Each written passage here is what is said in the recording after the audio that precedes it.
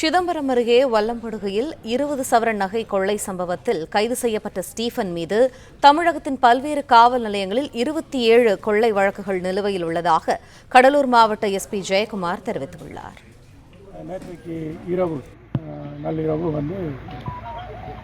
Stephen என்பவர், அதாவது பத்மநாபபுரம் கன்னியாகுமரியைச் சேர்ந்தவர், அவரை கைது செய்து விசாரணை செய்ததில் அவற்றிலிருந்து 10 பவுன் நகைகள் பறிமுதல் செய்யப்பட்டுள்ளது. அதுபோல் குற்றத்திற்கு உபயோகப்படுத்திய 2 சக்கர வாகனமும் பறிமுதல் செய்யப்பட்டது. அவரை வைத்து இன்றைக்கு அதாவது அதிகாலையில் அந்த குற்றத்திற்கு பயன்படுத்திய கருவிகள், அதாவது ராடு, இந்த மாதிரி ஹவுஸ் பிரேக்கிங்க்கு யூஸ் பண்ணுவாங்க. அது ஒரு இடத்துல ஒளிய வச்சுருக்கேன் அப்படின்னு சொன்னதுனால அதை எடுப்பதற்கோசரம் ஆய்வாளர் தலைமையில் தனிப்படையினர் இங்கே வந்திருக்காங்க. இங்கே நம்ம இருக்கக்கூடிய இடத்துக்கு அது அந்த ராடை எடுத்து கொடுக்கும்போது அது அங்கே பதுக்கி வைத்திருந்த கத்தியை வைத்து ஞானப்பிரகாசம் என்ற காவலரை இடது கையில் தாக்குறாரு. தாக்கிட்டு தப்பிக்க முற்படும்போது தற்காப்பிற்காக ஆய்வாளர் அவர்கள் முட்டி கீழே சுடுறாங்க.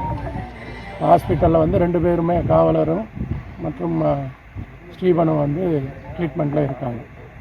இவர் மேலே தமிழ்நாட்டில் மொத்தம் 27 வழக்குகள் இருக்குது. குற்ற வழக்குகள், ஸ்டீபனுக்கு வழிப்பறி மற்றும் குற்ற வழக்குகள் இருக்குது. கேரளாவிலையும் இவர் மேலே வழக்கு இருக்கிறதாக விசாரணையில் தெரிய வருகிறது.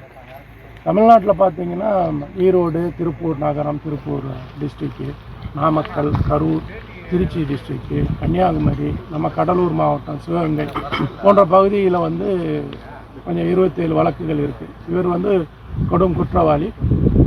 இதுபோல் மேலே வேறு ஏதாவது வழக்குகளில் இவர் இருக்கிறாரா அப்படின்றத, இவரோட கூட்டாளிகள் யார் அப்படின்றதையும் விசாரணை பண்ணிட்டு